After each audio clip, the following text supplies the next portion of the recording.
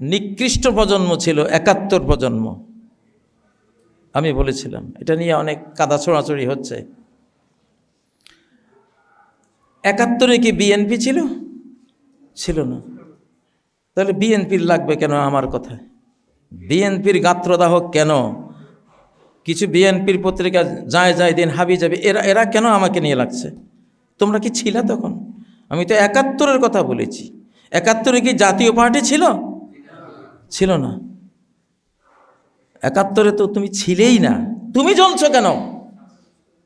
তাহলে তোমার ভিতরে কি ফ্যাসিবাদের সেই জারম ঢুকছে নাকি? আমি তো টার্গেট করেছি ফ্যাসিবাদীকে, যে ৭১ সে খুনি ফ্যাসিবাদীদেরকে আমরা গত ১৫ বছর তাদেরকে তো দেখলাম। ২০০৯ পিলখানার কিলার, এরা তো ৭১ সেই ফ্যাসিবাদীরাই, যারা ভারত থেকে কিলার এনে বাংলাদেশের বিডিআরের ড্রেস পরিয়ে এই দেশের দামাল ছেলেগুলোকে, এই দেশের সীমান্তের অতন্ত্র প্রহরী মুসলিম যোদ্ধার যারা মেজর, যারা জেনারেল, যারা ব্রিগেডিয়ার, তাদেরকে প্রধানমন্ত্রী, তার দল ফ্যাসিবাদী আওয়ামী লীগ, তার নেতৃবৃন্দের সার্বিক ষড়যন্ত্রে তারা হত্যা করেছে। আমি ৭১ নিকৃষ্ট প্রজন্ম বলতে তো এদেরকে বুঝিয়েছি। ৭১ তো তোমরা ছিলে না। বিএনপির জন্মটা হয়েছে ৭৫ পরে, জাতীয় পার্টির জন্ম হয়েছে আরও পরে। তোমরা গায়ে মাখিও না, আমাদেরকে বলতে দাও। তোমরা আমাদের সাথী। বিএনপিকে ভোট আমিও দিয়েছি, কতবার প্রেসিডেন্ট জিয়ার সাথে সাক্ষাৎ পর্যন্ত করেছি, তাকে ভালোবেসেছি। তার জন্য যে দোয়া করেছি, এই দোয়া আজ পর্যন্ত বাংলার কোনো শাসক পায় নাই। সব আলেমরা মিলে, গোটা বাংলাদেশের ইসলাম প্রেমিক, বাংলাদেশ প্রেমিকরা মিলে জিয়ার জন্য যেই চোখের পানি বিসর্জন দিয়েছে, আমরা তো তাদের মধ্যে ছিলাম। আমরা যখন ৭১ নিকৃষ্ট মানুষগুলোর কথা বলি, তখন তোমরা তো উদ্দেশ্য না, উদ্দেশ্য তো এই ফ্যাসিবাদীরাই। তারা ছিল, তাদের ভারত ছিল, যারা এই পবিত্র মুসলিম মানচিত্রকে আল্লাহর জন্য উৎসর্গ করায় মানচিত্র। মুসলিম মানে কি? আল্লাহতে আত্মসমর্পণকারী। তো মুসলিম মানচিত্র মানে কি? যে মানচিত্র আল্লাহর জন্য উৎসর্গ। আমি শিশুকালে আমার মা বাবা আমাকে আল্লাহর জন্য উৎসর্গ করেছিলেন, আমি এক উৎসর্গিত আল্লাহর জন্য। আমার এই মানচিত্র উৎসর্গিত আল্লাহর জন্য, তা আমি কথা বলবো না, কে বলবে? আমি তো আমার জীবন উৎসর্গ করে রেখেছি এই মানচিত্রে। আমি আগে আল্লাহর রাজ কায়েম করে ছাড়বো ইনশাআল্লাহ, এটা আমার মিশন। এখানে সামনে দাঁড়াইও না কেউ, সামনে দাঁড়ালে আকাশ দিয়ে মার দেওয়াবো তোমাকে। অনেকেই বলে কাজী সাহেব ঝুঁকিতে আছে, আমি ঝুঁকিতে নাই, তোমরা ঝুঁকিতে আছো, যারা আল্লাহর সাথে লড়াই লাগিয়েছ। আল্লাহর মানচিত্র, আল্লাহর জন্য উৎসর্গিত এই মানচিত্র নিয়ে এখনো ভারতে ঢুকাতে চাচ্ছ। তোমাদের ব্যাপারে আল্লাহ বলে দিয়েছেন সূরা আলে ইমরানের ২৮ নম্বর আয়াতে, ফালাইসা মিনাল্লাহি ফি শাই, যে ভারত যাবে, যে হিন্দুত্ববাদীদের কাছে যাবে, যে বেঈমানদের কাছে যাবে, মুমিনদেরকে এড়িয়ে গিয়ে তাদের সাথে গোপন সলা পরামর্শ করে ক্ষমতায় আসতে চাইবে, এই শ্রেণীর মানুষ ফালাইসা মিনাল্লাহি ফি শাই, আল্লাহর সাথে এদের কোনো সম্পর্ক নাই। কোন পথে যাচ্ছ? যারা এই পবিত্র মানচিত্রের মানুষগুলোকে গোবর গুমন্ত্র সেবন, গুমূত্র সেবনকারীদের সেই গর্তে ঢুকিয়েছে ৭১ সালে, আমরা তাদের বিরুদ্ধে কথা বলছি। আমাদের এই বিজয় দিবস, ১৯৭১ যুদ্ধে ভারত জয়ী হয়েছে। ভারতের প্রধানমন্ত্রী গত বছর তাই বলেছে, এই বিজয় দিবস ভারতের। মোদি নিজেই বলেছেন, গুগল সার্চ করলে এইটাই আসে। ৭১ পাক ভারত যুদ্ধ ছিল, ভারত জয়ী হয়েছে। এই আইকে জিজ্ঞাসা করুন, পাক ভারত যুদ্ধ হয়েছে, ভারত জয়ী হয়েছে। পাকিস্তান কোথায়? পরাজিত। ৭১ যুদ্ধে পাকিস্তান হেরে গেছে, বাংলাদেশ হারিয়ে গেছে। পাকিস্তান হেরে গেছে, বাংলাদেশ হারিয়ে গেছে, তার নামে নেই। বহু দুঃখে জেলে বসে ওই কবিতা লিখেছিলাম, স্বাধীনতা তুই তাওহীদেরই আলোকমালা, স্বাধীনতার জন্য তোরা আবার মুক্তি যুদ্ধ চালা। স্বাধীন করল বীর বাঙালি, দলিল নিল দিল্লিওয়ালি। অরোরা স্বাধীনতার বিজয় দিবসের দলিলে স্বাক্ষরকার? স্বাক্ষরকার অরোরার। অরোরাকে ইন্দিরা গান্ধীর সেনাপতি, জ্যাকব ইহুদি ছিল প্রধান সেনাপতি। এটা হিন্দু ইহুদির ষড়যন্ত্রে পাক পবিত্র মুসলিম এই মানচিত্র ভাঙ্গা হয়েছে 71-এ। তাহলে স্বাধীন করলো বীর বাঙালি, দলিল নিল দিল্লিওয়ালি। আরে বাবা, তুমি বিদেশে বসে, সৌদি দুবাই বসে তুমি 5 কোটি টাকা পাঠিয়েছ, একজনকে দায়িত্ব দিয়েছো যে আমার জন্য তুমি 20 একর জমি কিনে রাখো, আমি এসে দলিলের দিনে আমি স্বাক্ষর করব। তোমার 5 কোটি টাকা দিয়ে 20 একর জমি নেওয়া হলো।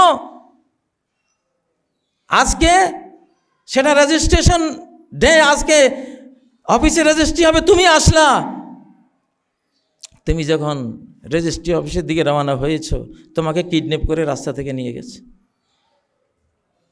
আর জমি রেজিস্ট্রি হয়ে গেছে গণেশের নামে। রহিমের জমি রামের নামে রেজিস্ট্রেশন হয়ে গেছে। দলিল কার? তোমার, রহিমের না রামের? তো এই ঘটনাই তো ঘটেছিল। তুমি যে 16ই ডিসেম্বর বিজয় দিবস বানিয়েছ, আমাকে দেখাতে হবে ডক্টর ইউনূস, যারা বিজয় দিবস পালন করবেন বিজয় দিবসের দলিলটা বের করে আনেন। কার স্বাক্ষর? জেনারেল ওসমানীর স্বাক্ষর আছে কিনা? আমার এই বাংলাদেশের মুক্তিযুদ্ধ সর্বাধিনায়কের স্বাক্ষর আছে কিনা? কে রিসিভ করেছে এই বাংলাদেশকে, বাংলাদেশের দলিলকে, সেটা দেখান। তারপরে বলবেন এটা কি বিজয় দিবস না বিজয় হারা দিবস? এটা বিজয় হারা দিবস। আমি হারিয়েছি, এই জন্য বললাম 71-এর যুদ্ধে পাকিস্তান হেরে গেছে, বাংলাদেশ হারিয়ে গেছে। অবৈধ সেই দলিল মূলে, অবৈধ সেই দলিল মূলে আসে ওরা দেশ দখলে। আছে, আমি তো ভুলে গেছি, দাও, জেলখানার লেখা। স্বাধীনতা তুই তাওহীদেরই আলোকমালা, স্বাধীনতার জন্য তোরা আবার মুক্তিযুদ্ধ চালা। তাকবীর দেন, আল্লাহু আকবার। স্বাধীন করলো বীর বাঙালি, দলিল নিল দিল্লিওয়ালি। হানাদার হাইজাকারের কাবিননামা পোড়াই ফেলা, পোড়াই ফেলা। হানাদার হলো পশ্চিমা পাকিস্তানিরা, আর স্বাধীনতার হাইজাকার কারা? ভারতীয়রা। এরা হাইজাকার, আমাদের স্বাধীনতা দলিল হাইজাক করেছে। এগুলি পোড়াই ফেলবো। বাংলাদেশের নাম, বাংলাদেশ সর্বাধিনায়ক তো বেঁচে নেই। ডক্টর ইউনূস, আপনি স্বাক্ষর দেন, পারলে দলিল ঠিক করেন। এই দলিল মানি না। এই বিজয় দিবস প্রহসন, মিথ্যা কথা, এটা মিথ্যাচার। 24 পরবর্তী স্বাধীন বাংলাদেশে কোনো মিথ্যা আমরা আর বরদাস্ত করব না। আর যদি তেড়িবেড়ি করেন, আকাশের শক্তি দিয়ে লড়বো ইনশাল্লাহ। পারবেন না।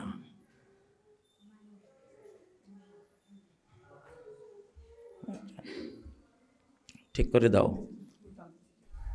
আচ্ছা,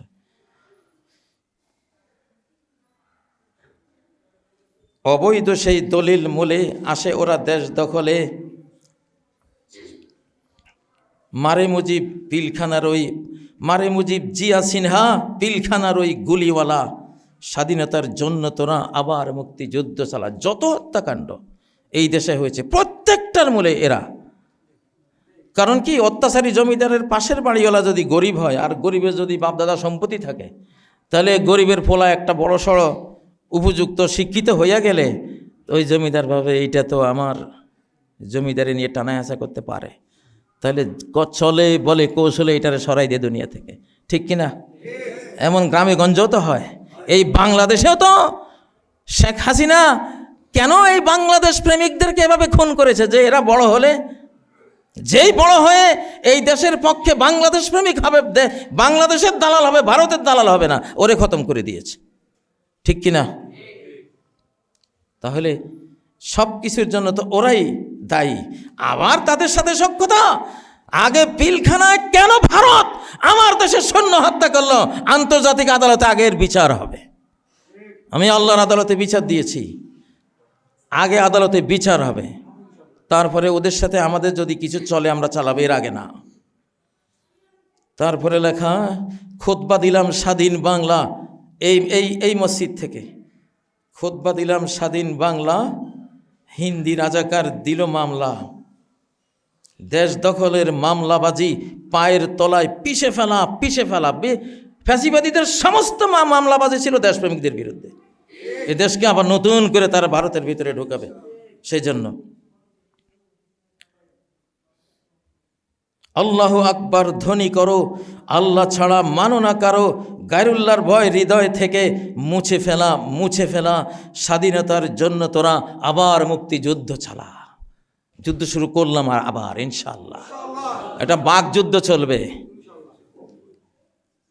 বাণিজ্য যুদ্ধ চলবে, এটা পররাষ্ট্র নীতির যুদ্ধ চলবে, এটা অস্ত্রসজ্জিত বাংলাদেশকে সফিস্টিকেটেড উইপন, সর্বাধুনিক অস্ত্রসজ্জিত করার যুদ্ধ চলবে, সীমান্ত সুরক্ষার যুদ্ধ চলবে।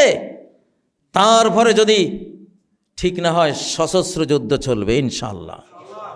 স্বাধীনতার জন্য তোরা আবার মুক্তি যুদ্ধ চালা ইনশাআল্লাহ। ৭১-এর মিথ্যাচার, ৩০ লাখ মানুষ মারা গেছে, একবারে ঘোষিত মিথ্যা কথা, ঠিক না কথা? ঘোষিত মিথ্যা কথা। পাকিস্তানিরা শোষণ করছে, ডাহা মিথ্যা কথা। পিনাকি ভট্টাচার্যের বক্তৃতায় আপনারা খুঁজে নেন। পাকিস্তানের জিডিপি ছিল ৫৬%, আমাদের ছিল ৫৪, অথচ তারা এই দেশে ব্যয় করত ৫৬%।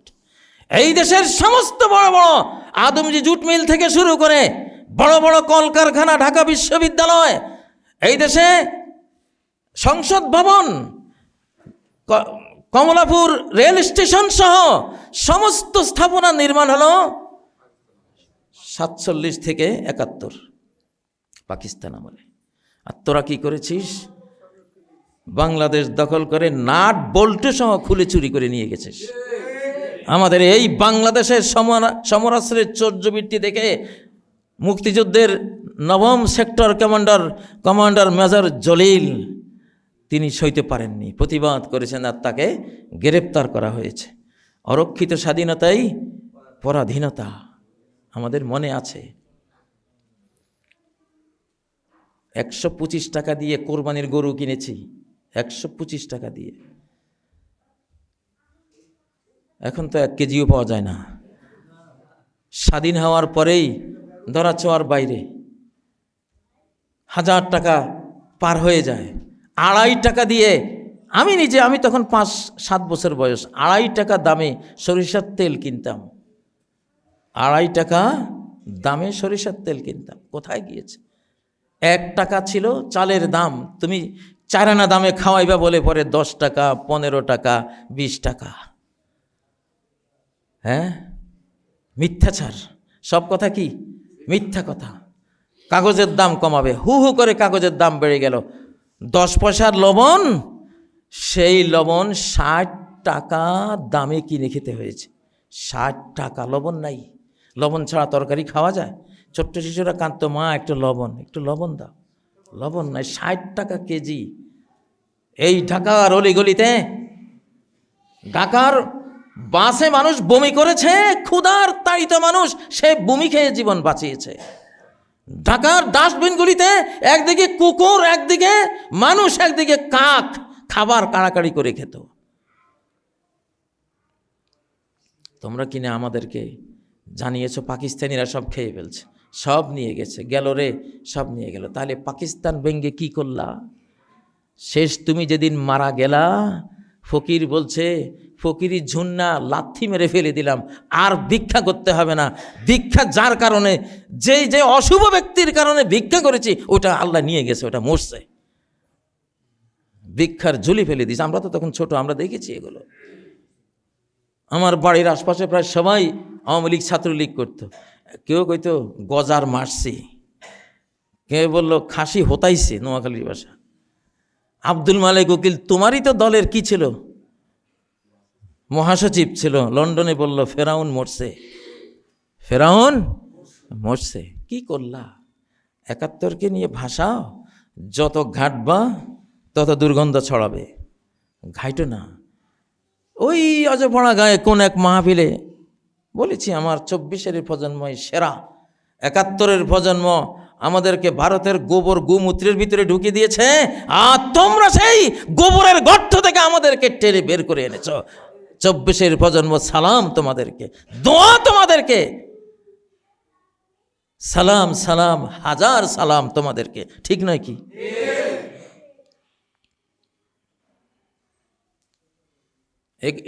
এদেশে 71-এর জিকির মানি ভারত, খুব জানি 71-এর প্রসঙ্গ মানি ভারত, কারণ ভারত আসবে, অতএব 71 রহিত হয়ে গেছে।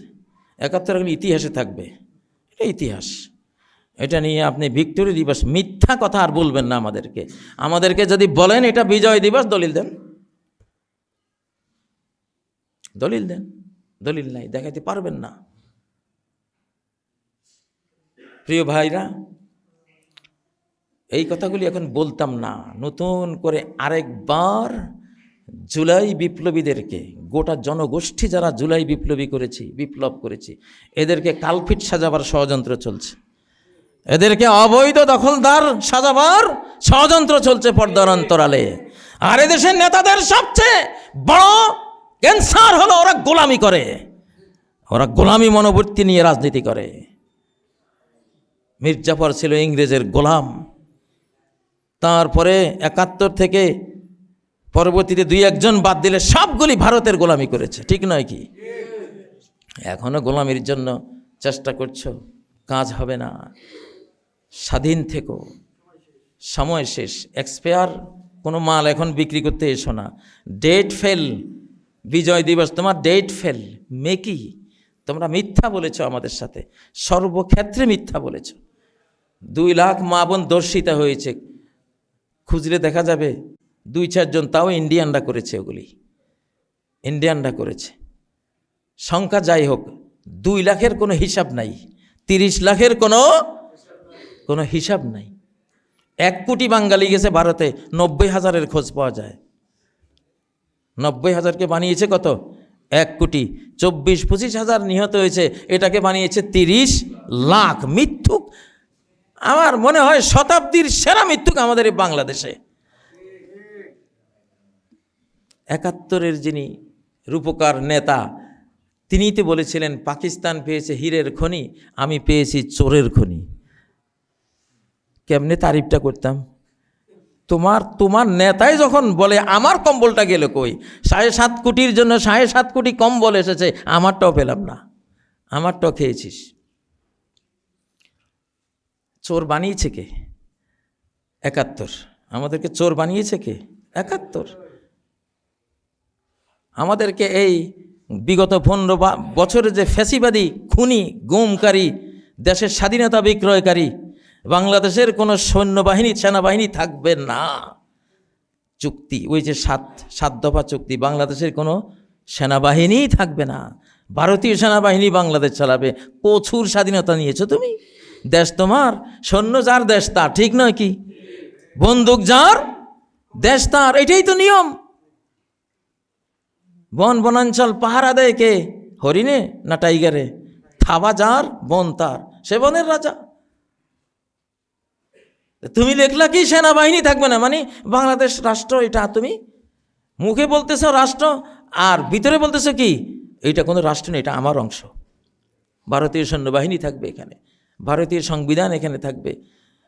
আমাকে এক বর্ষিয়ান বন্ধু আমাকে, যখন আমি আল হেলাল জোনের খতিব ছিলাম, আমরা গেলাম কলকাতায়, দেখি কলকাতায় হইচই পড়ে গেছে, কে পুলিশ অফিসার হবে বাংলাদেশে, কে সচিব হবে, কে কিনা কোন ওয়ার্ডের দায়িত্বশীল হবে, কে কোন মানে সেনাবাহিনীর কি হবে। চতুর্দিকে শুধু ওদের যে বাংলাদেশে আমরা রিক্রুট হব, ভারত তার সমস্ত অফিসার, সচিব, জেনারেল সব কিছু ভারত থেকে দিয়ে বাংলাদেশকে দখল করবে। নিয়ে গেছিল বাংলাদেশটারে, যেমন টিপু সুলতানের হায়দার নিজাম যে সাম্রাজ্য ছিল বাংলাদেশের চেয়ে বড়, ওইটা নিয়ে গেছিল। হায়দ্রাবাদ নিজাম ওইভাবে নিয়ে গিয়েছিল। আমরা তো সেই বাংলাদেশ জাতি, আমাদেরকে আর মিথ্যা বলবেন না কেউ। আমাদের স্বাধীনতা দুটা, একটা 47 যেটা বাংলাদেশিরা স্বাধীন করেছে, 47-এর 14 আগস্ট 27 রমজান লাইলাতুল কদরের সেই প্রাপ্তিটা আমাদের, আর 24-এর 36 জুলাইয়ের এই স্বাধীনতা আমাদের। আলহামদুলিল্লাহ, এই স্বাধীনতা আমাদের। ও ভাইয়েরা, যখন একজন প্রিন্সিপাল আসে স্কুলে, আগের প্রিন্সিপাল থাকে, নতুন প্রিন্সিপাল আসলে পুরান প্রিন্সিপালের ভাত আছে, অধিকার আছে। চেয়ারে বসে একদিন এই প্রতিষ্ঠান তিনি চালাতে পারবেন এটা দাবি করতে পারেন? কমিটি ওনাকে বাদ দিয়েছেন, অথরিটি ওনাকে অবসর দিয়ে দিয়েছেন, নতুন প্রিন্সিপাল নিয়োগ হয়ে গেছে, চেয়ারে উনি বসে গেছেন। পুরান জনানা আসে যা করবে সবই সন্ত্রাস, সবই কি? 14ই আগস্ট আমরা স্বাধীন, আমাদের 5ই আগস্ট আমরা নতুন স্বাধীনতা নিয়েছি। ঠিক, নতুন স্বাধীনতার বিপ্লবী সরকার আমরা বসিয়ে দিয়েছি ইউনূস সরকারকে, ঠিক নয় কি? বসিয়ে দিয়েছি, রানিং বাংলাদেশ তার হাতে। আমরা গোটা জাতি তাকে ভোট দিয়েছি, সমর্থন দিয়েছি, সহায়তা দিয়েছি, দোয়া প্রার্থনা দিয়েছি, সংগ্রাম দিয়েছি, রক্ত দিয়েছি, খুন হয়েছি, কারারুদ্ধ হয়েছি, দেশান্তরিত হয়েছি, কি না হয়েছে আমরা সব কিছু করে এ সরকার বসিয়েছি, ঠিক নয় কি? তাইলে নতুন প্রিন্সিপাল আসলে যেমন পুরনো প্রিন্সিপালের আর বাদ নেই, নতুন স্বাধীনতা দিবস বিজয় দিবস আসলে পুরানো আর বিজয় দিবস স্বাধীনতা দিবসের কোনো ভাত নাই। এখানে এসব করে জাতিকে আর পিছিয়ে নেবেন না, ওটা আমাদের ইতিহাস থাকলো। যার গৌরব আছে, যা আছে, ভালো মন্দ সবখানে কিছু থাকে, ওটা ইতিহাস হিসাবে রেখে দেন। এখন থেকে পালন করবেন 36 জুলাই, 5ই আগস্ট আমাদের বিজয়, আমাদের স্বাধীনতা, আমাদের যা আছে সব কিছু এখানে ইনশাআল্লাহ। এটা আমাদের ঈমান, এটা আমাদের ইসলাম। ইসলাম মানেই স্বাধীনতা। যার স্বাধীনতা নাই তার ইসলামও নাই। যার স্বাধীনতা নাই, যে নিজেকে যে গায়রুল্লাহর গোলাম মনে করে সে মুশরিক, যে ভারতের গোলাম মনে করে সে মুশরিক, যে নিজেকে আল্লাহর গোলাম মনে করে সে মুওয়াহিদ, সে মুমিন। ইতিহাসের পাতা খুলুন, সাহাবীরা যে অর্ধ পৃথিবী জয় করেছেন, প্রত্যেকটা জয়ের পূর্ব মুহূর্তে যে জাতির সাথে যুদ্ধ, সেই জাতি যখন এসে জিজ্ঞাসা করলো মিশন কি তোমাদের, ভিশন কি তোমাদের, 3টা কথা বলতেন। জিনা লিনুখরিজাল ইবাদ মিন ইবাদাতিল ইবাদ ইলা ইবাদাতি রাব্বিল ইবাদ। আমাদের মিশন হলো মানুষকে মানুষের গোলামি থেকে বের করব, আর আল্লাহর গোলামি, আল্লাহর গোলামদেরকে আল্লাহর গোলামিতে দিয়ে দেব, সে আর কারো গোলামি করবে না।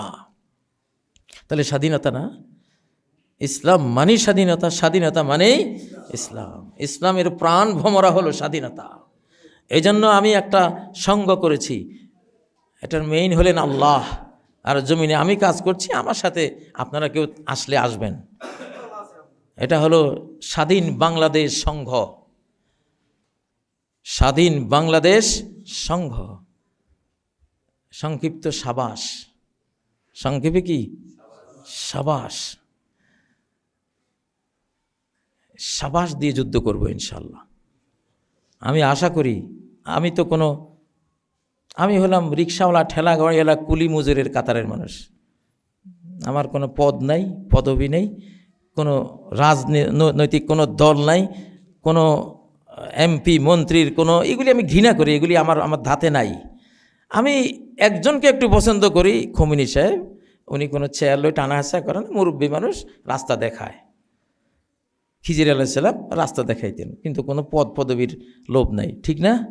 আমার এটা ভালো লাগে, আমি এটাই করি। তা আমার এই সংঘের নাম সাবাস, স্বাধীন বাংলাদেশ সংঘ। মুসলিম 57 দেশ এই সংঘের অধীনে আসবে ইনশাআল্লাহ। জাতিসংঘের অধীনে যদি শত শত দেশ আসে, তাহলে সাবাসের অধীনে কেন আসবে না? এটা স্বাধীন বাংলাদেশ সংঘ।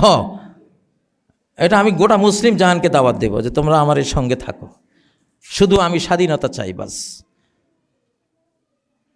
4টা পিলার: স্বাধীনতা, জাস্টিস, ডেভেলপমেন্ট, আর হলো হেয়ার আফটার, আখিরাত। স্বাধীনতা চাই, জাস্টিস ইনসাফ চাই, উন্নয়ন চাই, পরকাল চাই। দুনিয়ার কোনো কাজ অপূর্ণাঙ্গ থাকে যদি দুনিয়ার সাথে পরবর্তী পৃথিবীটা, পরবর্তী দুনিয়াটা, পরবর্তী অনন্ত দুনিয়াটা আমি যুক্ত না করি, ঠিক নয় কি? তাহলে হেয়ার অ্যান্ড হেয়ার আফটার, এই 4টা জিনিস। আমরা দোজাহানের সৈনিক, অতএব স্বাধীনতা লাগবে, জাস্টিস লাগবে, উন্নয়ন লাগবে, আর পরকাল। এই চারটা থিম নিয়ে সাবাস স্বাধীন বাংলাদেশ সংঘ আজকে ঘোষণা দিলাম ইনশাআল্লাহ। হৃদয় হৃদয় আগুন জ্বালিয়ে দেব ইনশাআল্লাহ। আগ্নেয়গিরির একটা মুখ খুলে দিয়েছি ৭১কে নিয়ে। এই আগ্নেয়গিরির আমি আশা করি ৭১-এর যারা বেঁচে আছেন, ৭১-এ কোনো বিএনপি ছিল না, ৭১-এ কোনো জাতীয় পার্টি ছিল না। আমি মনে করি ৭১-এ বিএনপির সবাই তোমরা আমার এই বক্তৃতার সাথী হবা ইনশাআল্লাহ, তোমরা আমাদের সাথে থাকবা। ৭১-এ কোনো জাতীয় পার্টিও ছিল না, তোমরা আমাদের সঙ্গে থাকবা, ঠিক নয় কি?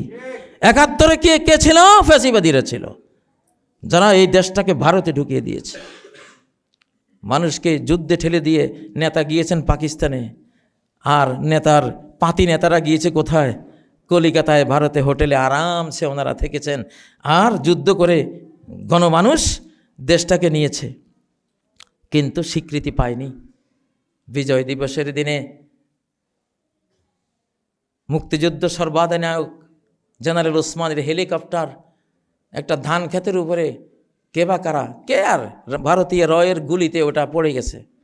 গুলিতে যখন ফুয়েল ট্যাঙ্ক ছিদ্র হয়ে যায়, উনি ওনার জ্যাকেট খুলে কোনো মতে ফুয়েল আটকিয়ে মাটি পর্যন্ত যাতে নেমে আসা যায়, ফুয়েল শেষ না হয়ে যায়, নাহলে তো মারা যাব, আটকিয়ে কোনো মতে ধান ক্ষেতের 6 ফিট উঁচু পর্যন্ত আসতেই তেল শেষ, ওখান থেকে পড়ে গিয়েছিল, মারা যাননি, সামান্য ডিস্টেন্স থেকে পড়ার কারণে।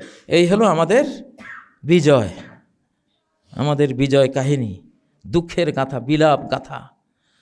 অবাক হয়ে বুলবুলিদের বিলাপ গাথা শুনবো কেন, আমি তো আর পুষ্প নহি, চুপ করিয়া থাকবো কেন। আমরা পুষ্পের মতো চুপ করে থাকার জাতি না ইনশাআল্লাহ। হৃদয় হৃদয়ে, মন থেকে মন, মনান্তরে যায় গো বিনা অন্তর জালে। কথার মালা কর্মমালায় যদি থাকে তার হাল ছালে। কথা যা বলি তা যদি হাল ছালে থাকে, বাস্তবে কর্মচরিত্রে থাকে, মন থেকে মন, মনান্তরে যায় গো বিনা অন্তর জালে। ইন্টারনেট ছাড়াই এটা রুহে রুহে, আত্মায় আত্মায় চড়িয়ে দেব, সেই পাওয়ার আমাদের আছে ইনশাআল্লাহ।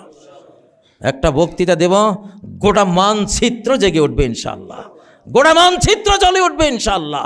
এটা আধ্যাত্মিক শতাব্দী। আমাদের সাথে সামনে বাধা হয়ে কেউ এসো না, আমি খুব একা চলি। এটাই সবচেয়ে ভয়ঙ্কর।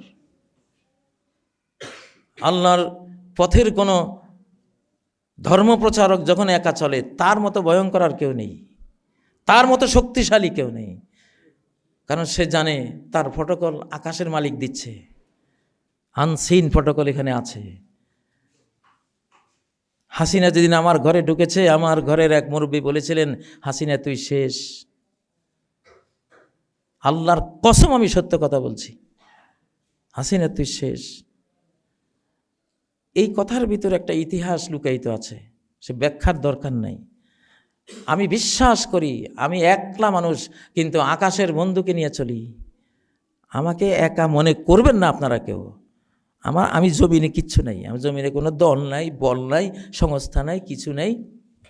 সাবাস একটা করেছি, এটার পরিচালক আল্লাহ, আমি ওনার গোলাম আছি। আপনাদের যার পছন্দ হয় থাকবেন, যার যার জায়গা থেকে জ্বলে উঠবেন ইনশাল্লাহ।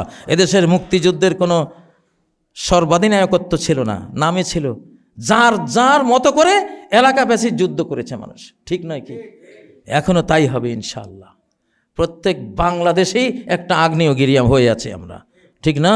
জ্বলতে জ্বলতে পুড়তে পুড়তে ভিতরে লাভা জমে আছে, লাভা বের করিস না ইনশাল্লাহ, ভাসিয়ে উড়িয়ে ফুড়িয়ে নিয়ে যাব আমরা। কারণ আমরা আল্লাহকে সাথে পেয়েছি, আলহামদুলিল্লাহ। সর্বশক্তিমানকে, আল্লাহকে আমরা সাথে পেয়েছি। নাম ফাল মাখাওয়াবু কুল্লুহুন্না আমানু। আল্লাহ যখন তোমার সাথিত্ব দেয়, তাহলে তুমি ঘুমাও। তোমার ভয়ঙ্কর সমস্ত ঘূর্ণিবার্তা, ঘূর্ণিঝড়, ঘূর্ণিপাক সবগুলি তোমার নিরাপত্তার পয়েন্ট। যেটা ভয়ের জায়গা, সেটাই তোমার ঘুমোবার জায়গা। ইব্রাহিমের যে জায়গা জ্বলে পড়ে ছাই ভস্ম হওয়ার জায়গা, সেটাই ইব্রাহিমের ছিল সবচেয়ে সুখের জায়গা। ওনাকে প্রশ্ন করা হয়েছিল, এই পৃথিবীতে সবচেয়ে সুখের দিন আপনার কখন ছিল? বললেন, যখন আমি আগুনে ছিলাম। নামফাল মাখাইফু কুল্লুহুন্না আমানু। হ্যাঁ, আল্লাহ যদি মরুভূমির মধ্যে তোমার ক্ষতি করতে চান, অর্ডার দিবেন, গোটা মরুভূমি মহাসাগরে পরিণত হয়ে যাবে। আর যদি মহাসাগরের বুকে তোমাকে বাঁচাতে চান, অর্ডার দিবেন, বিশ্ব রোড তৈরি হয়ে যাবে। ঠিক নয় কি? ইতিহাস আছে না নাই? যাই হোক, বাংলাদেশের এই নতুন শতাব্দী আমি ভীষণ ঘোষণা করেছি, মিশন 2046 সাল। নবীজি 23 বছরে অর্ধ পৃথিবী নিয়েছেন, 24 থেকে বাকি 23 বছরে 46 সাল আসে। নবীজি 23-এ অর্ধেক পৃথিবী পেয়েছি, এখনকার 23-এ বাকি অর্ধেক। 23, 46, 24 থেকে গণুন না, আপনি 24 থেকে গণুন, 47 না 46 হয়। 23 না, 24-এর অর্ধেক থেকে তো, জুলাই তো 24 শেষ হয় নাই, 24-এর অর্ধেক, 24 পাইছে তো, 24কে গণনায় নিতে হবে। তাহলে 24কে গণনায় ধরলে, খুচরাটা ব্যাপার না, তো 24কে গণনায় ধরলে 23 হয় 46-এ। তাহলে আপনারা মনে রাখবেন, ইনশাআল্লাহ 46 পর্যন্ত গোটা পৃথিবী লা ইলাহা ইল্লাল্লাহর দখলে, ইনশাআল্লাহ, ইনশাআল্লাহ। অতএব আমাদের এখন হারাবার কিছু নেই, তোমাদের এখন হারাবার অনেক কিছু আছে, সামনে তোমরা দেখবা ইনশাআল্লাহ। তো বাংলাদেশের মুসলিম ভাইয়েরা, আপনাদের 24 সালের জুলাই 36কে আপন করে নিন, নিজের করে নিন, নিজের প্রকৃত স্বাধীনতা মেনে নিন। এটাই বিজয় দিবস, এটাকে গ্রহণ করুন। ভারতীয় বিজয় দিবসকে নিজেদের বিজয় দিবস আর বলবেন না, আর বলবেন না, বলা উচিত না। বললেও আমি বক্তা, আমি বক্তৃতা দিতেই পারি, আমার বাক স্বাধীনতা আছে। আমার বাক স্বাধীনতা নিয়ে আপনারা লাফালাফি করবেন, এটা অধিকার নাই। বক্তা বক্তৃতা করতেই পারে। প্রেসিডেন্ট ট্রাম্পকে জোহরান মামদানি, নিউ ইয়র্কের নতুন মুসলিম মেয়র, বলেছেন আপনি ফ্যাসিস্ট। সামনে তুমি আমার ফ্যাসিস্ট মনে করো, ওকে। এটা হলো রাজনীতি, এটা হলো উদারতা। ফ্যাসিস্ট বললো তার সামনে। বাংলাদেশে যদি গত আমলে এই কথাটা হাসিনার সামনে কেউ বলতো, ওর 14 গোষ্ঠী মনে গোরস্থানে চলে যেত। এগুলি কি রাজনীতি? রাজনীতি না। আল্লাহ তাআলা আমাদেরকে তৌফিক দিন। আল্লাহ আমাদেরকে আগামী বাংলাদেশের বিষয়ে অনেক সংকট হচ্ছে, আমি আশা করি এই ভূমিকম্পগুলিতে অনেক খনি উপরে উঠে এসছে ইনশাআল্লাহ, হয়তো সামনে আমরা পাবো। কারণ ইন্না মাল উসরি ইউসরা, বিপদের সাথে সম্পদ আছে। যে কোনো বিপদের সাথে সম্পদের ঝাঁকুনির সঙ্গে অনেক কিছু উপরে উঠে। তো আমরা সেটার অপেক্ষায় থাকলাম। আমাদের ইউনূস সরকারকে আমরা শক্তিশালী করছি, আমরা আছি আপনার সাথে ইনশাআল্লাহ। আপনি ফিজিক্যাল চালান, স্পিরিচুয়াল আমরা চালাই। আল্লাহ দিয়েছেন আমাদেরকে পাওয়ার। এখানে ফিজিক্যাল নেতৃত্ব ইউনূস সাহেবের হাতে, স্পিরিচুয়াল নেতৃত্ব আমাদের হাতে আছে ইনশাআল্লাহ। আমাদেরটার পাওয়ার যে কত, কি পরিমাণ, এটা পৃথিবীর কোনো ক্যালকুলেটর যন্ত্রে এটা ক্যালকুলেট হবে না ইনশাআল্লাহ বলছি। অতএব বাংলাদেশের কোনো ভয় নাই ইনশাআল্লাহ। আকুলু কওলি হাযা ওয়া আস্তাগফিরুল্লাহ লি ওয়া লাকুম ফাস্তাগফিরুহু ওয়া তুবু ইলাইহি ইন্নাহু হুয়াল গফুরুর রহিম।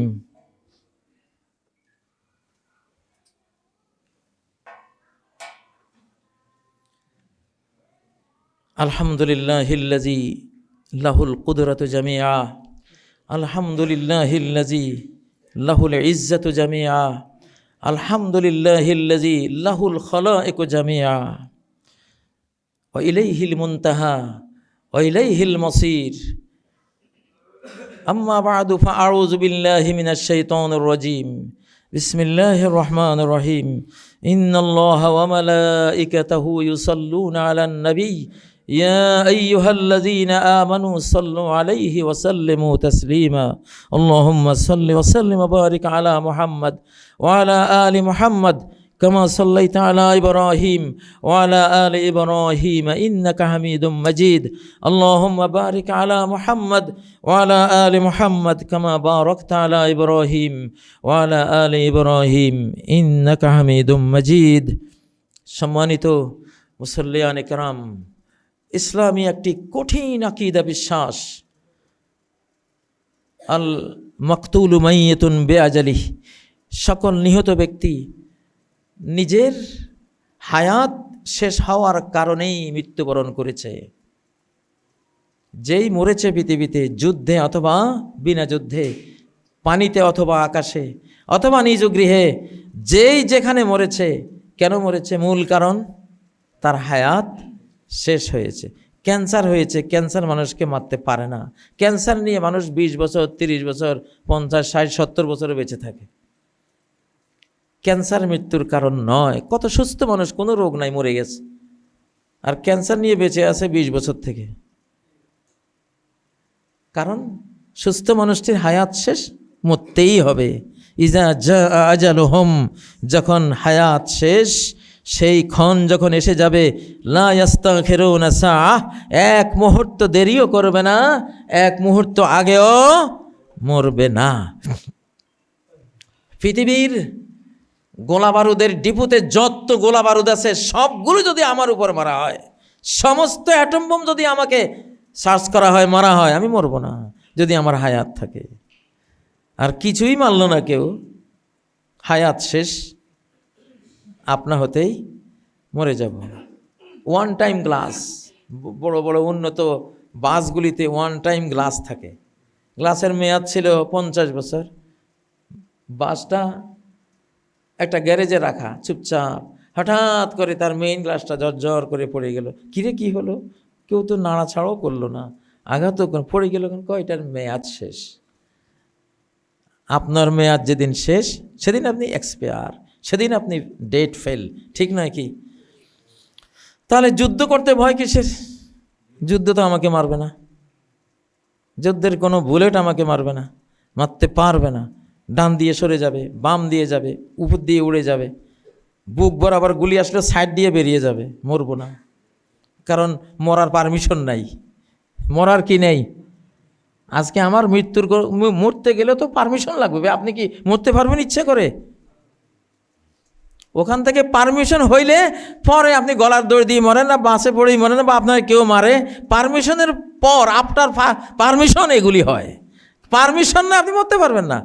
ওয়ামা কানা লিনাফসিন আন তামুতা ইল্লা বিইজনিল্লাহ, কোনো প্রাণীর ক্ষমতা নাই যে সে মরবে, বাঁচারও ক্ষমতা নাই, মরবে যে এই ক্ষমতাও নাই। ইল্লা বিইজনিল্লাহ, হ্যাঁ, আল্লাহর পারমিশনের পর সে মরতে পারবে। এখন ধরেন ভারতের সাথে যুদ্ধে গেলে আপনার জাহান্নামের মুক্তির টিকিট আপনি পেয়ে গেলেন। এই যে আমি আজকে খুতবা দিচ্ছি, ইনশাল্লাহ এটা ভারতের বিরুদ্ধে যুদ্ধ করলাম কতক্ষণ, আমি তো জাহান্নাম থেকে মুক্তির টিকিট পাইলাম। আর ভারতের দালালগুলি জাহান্নামের টিকিট পাইল, যে ভারতের দালালি করবা জাহান্নামের টিকিট। কারণ ভারত এখন আগের ভারত নাই, কংগ্রেস ভারত নাই, ধর্মনিরপেক্ষ ভারতও নাই, এটা হলো হিন্দুত্ববাদী ভারত। ভয়ঙ্কর এক ইসরায়েলি এবং হিন্দুস্তানি জোটবদ্ধ ভারত। এটা চায় দেশ থেকে, বিশ্ব থেকে, আল্লাহর পৃথিবী থেকে আল্লাহ রাজত্ব তুলে দেব, আল্লাহর উপাসনা তুলে দেব, আল্লাহর নামে কোনো কোরবানি করবা পারবে না, তুলে দেব। মুসলিম নাম কেন নিয়েছ? ভাগো এই ভারত থেকে, ঠিক নয় কি? এই ভারত তো সেই ভারত না, আগের ভারত না। এটা হিন্দুত্ববাদী, এটা মুসলিম নিধনকারী, এটা মুসলিমদের অস্তিত্ব বিনাশী ভারত। ভারতের মুসলিমদেরকে খোঁজ নেন কি অবস্থা করছে। এটা পাসপোর্ট পর্যন্ত নাই, এটা পরিচয় নাই। চুরিদারি করে তারা বাংলাদেশে এসে কোথাও গিয়ে পাসপোর্ট তৈরি করে তারা বাইরে যেতে হয়, এই অবস্থা করে রেখেছে কোটি কোটি মুসলমানের। অতএব সাবধান করে দিচ্ছি, ভারতের দালালি ছেড়ে দেন, বাংলাদেশের দালালি করবেন, জান্নাতে যাবেন ইনশাআল্লাহ। এটা মুসলিম মানচিত্রের দালালি করবেন আল্লাহর জন্য। কার জন্য? আল্লাহর জন্য। বাংলাদেশকে ভালোবাসবো আল্লাহর জন্য, কারণ বাংলাদেশ মুসলিম মানচিত্র। বাংলাদেশের জন্য লড়াই করবো আল্লাহর জন্য, কারণ এটি মসজিদ, মাদ্রাসা, ওলিয়া আউলিয়া, শাহজালাল, শাহপরানদের দেশ, ঠিক নয় কি? অতএব ভারতের দালালি ত্যাগ করেন।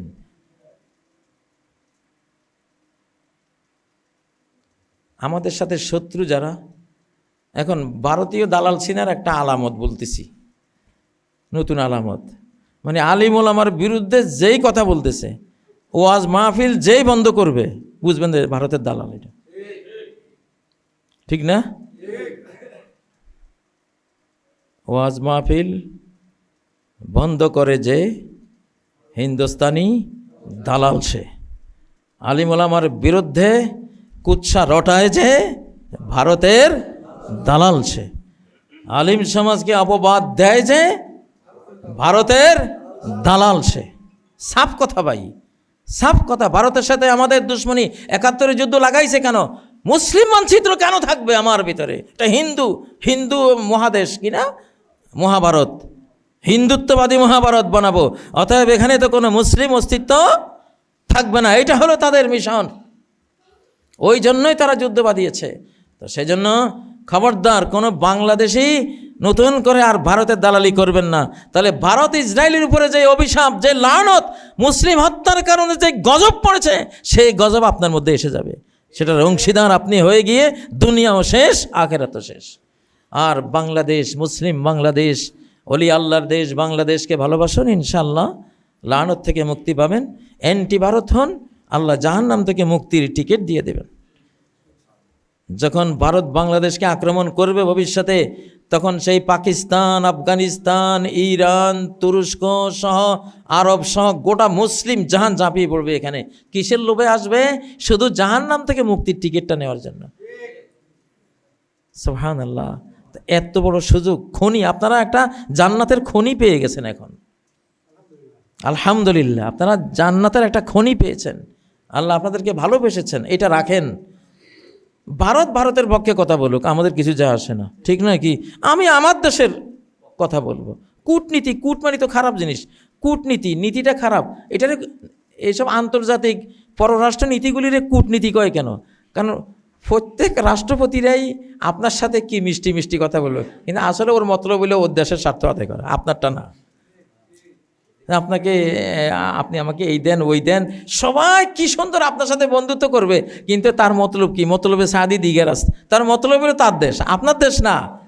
সে লুটে কুটে যা নিতে পারেন, তো আপনিও চেষ্টা করেন আমার দেশের জন্য আমি আনবো, তোরটা কেন আমি ভাববো, ঠিক নয় কি? আল্লাহ তাআলা আমাদের তৌফিক দিন। আল্লাহ আমাদেরকে জাহান্নাম থেকে বাঁচার একখান টিকিট দিন। পাপ তাপের এই আধুনিক অসভ্যতার এই পৃথিবীতে জাহান্নাম থেকে মুক্তির একখান টিকিট জীবনের সবচেয়ে বড় পাওনা। ওগো আল্লাহ, আর কি? তোমার জাহান্নাম থেকে মুক্তির একখান টিকিট যদি পাই, 7 রাজা নয়, 7 ট্রিলিয়ন রাজারও নয়, কি যে পেলাম, আরও কত বড় ধন সম্পদ যে পেয়ে গেলাম, কোনো এটা হিসাব করে বলা যাবে? কারা কারা চাই এমন একটা টিকিট? ইনশাআল্লাহ। ডক্টর ইউনূস সাহেব দেখেন, হাতগুলি দেখেন, ইনশাআল্লাহ আমরা প্রস্তুত আছি। আমরা কারো সীমান্তে গিয়ে আক্রমণকারী জাতি না, আমরা আমাদের মধ্যে আমরা প্রতিরোধ করি, ঠিক না? আমাদের এখানে কেউ চোখ রাঙ্গাবে, চোখ খুলি ফেলবে একেবারে, 2 চোখ, ইনশাআল্লাহ, ঠিক না? আমরা রেডি আছি, জাহান্নাম থেকে মুক্তির টিকিট নেব এবার ইনশাআল্লাহ। আল্লাহ তাআলা আমাদেরকে আপনার যোদ্ধা মুসলিম মানচিত্র রক্ষার জন্য যারা যুদ্ধ করে আপনার নামে, আল্লাহ তাদের অন্তর্ভুক্ত করেন আমাদেরকে। আমরা স্বাধীনতা চাই, চির উন্নত মমশীর হতে চাই। আমাদের এই মানচিত্রে কেউ হানা দেবে, আমরা এটা বরদাস্ত করব না ইনশাআল্লাহ। আমাদেরকে সেই যোদ্ধাদের কাতারভুক্ত করুন আল্লাহ। আমাদেরকে ক্ষমা করুন, আমাদেরকে রহমত করুন, আমাদেরকে নিরাপত্তা দান করুন, আমাদেরকে রিজিক দান করুন, হেদায়েত দান করুন। আমাদের মা বাবাকে ক্ষমা করুন, জীবিত মৃত সকল মুমিন মুমিনা মুসলিম মুসলিমাকে ক্ষমা করুন। বাংলাদেশের সকল মসজিদের সকল খতিবকে অগ্নিবর্ষী বক্তা বানিয়ে দেন আল্লাহ। তাদের অগ্নিঝরা বক্তৃতায় গোটা বাংলার মনন্তরে আগুন জ্বলে যাক আল্লাহ। আগ্নেয়গিরির লাভা উদ্গীরণ শুরু হয়ে যাক আল্লাহ।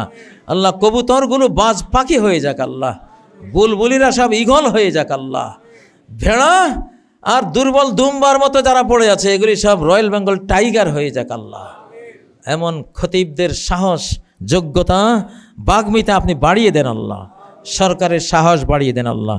পৃথিবীর সবচেয়ে উন্নত সামরিক শক্তির দেশের সমান যাতে বাংলাদেশকে করে দিতে পারে, এই সরকারকে সেই ক্ষমতা দেন আল্লাহ, সেই সাহস দেন আল্লাহ। বাংলাদেশের আকাশে যদি একটা কাক পাখিও ঢুকে বাইরে থেকে, আমাদের পারমিশন ছাড়া যাতে ঢুকতে না পারে আল্লাহ, সেরকম আকাশ প্রতিরোধী ক্ষমতা আমাদেরকে দান করেন আল্লাহ। আল্লাহ তাআলা যতগুলি নদী আমাদের নিহত হয়েছে আমাদের পার্শ্ববর্তী শত্রু রাষ্ট্রের আক্রমণে, তাদের পাষাণ বাঁধের কারণে, সবগুলো বাঁধ আপনি গড়িয়ে দেন আল্লাহ। এগুলি গড়িয়ে দেওয়ার সেই পরিবেশ তৈরি করে দেন আল্লাহ। আল্লাহ এগুলি ধ্বংস করেন আল্লাহ। পানির উপরে যারা অত্যাচার করে, নদীকে যারা হত্যা করে, তারা মানব হত্যাকারী বটে। আল্লাহ তাদের আপনি বিচার করেন আল্লাহ। আয় আল্লাহ এই বাংলাদেশকে কোরআন দিয়ে হেফাজত করেন, ইসলাম দিয়ে হেফাজত করেন, আমাদের তসবিহ জিকির দিয়ে হেফাজত করেন, রাতের তাহাজ্জুদ দিয়ে হেফাজত করেন। আল্লাহ এই বাংলাদেশকে আমাদের মাহফিলের আবেগ দিয়ে হেফাজত করেন, কোরআনের মায়া দিয়ে হেফাজত করেন। সন্তানকে হাফেজ বানাবার যে ইমোশন, সেই ইমোশন দিয়ে বাংলাদেশকে রহমত করেন। আল্লাহ সোনার মদিনা জিয়ারতের যেই আকুল উচ্ছ্বাস আবেদন বাংলার মানুষের মনে মনে, সেই আবেগ উচ্ছ্বাস দিয়ে বাংলাদেশকে হেফাজত করেন। আয় আল্লাহ আপনার পথে জীবন দেওয়ার যে অকুতভয় দুঃসাহসিকতা বাংলার মানুষদের, বাংলাদেশের মানুষদের অন্তরে অন্তরে ঘুমিয়ে আছে, এর উসিলায় আপনি আমাদেরকে হেফাজত করেন। আউযু বিল্লাহি মিনাশ শাইতানির রাজিম। বিসমিল্লাহির রহমানির রহিম। ইন্নাল্লাহা ইয়া'মুরু বিল আদলি ওয়াল ইহসানি ওয়া ইতাইযিল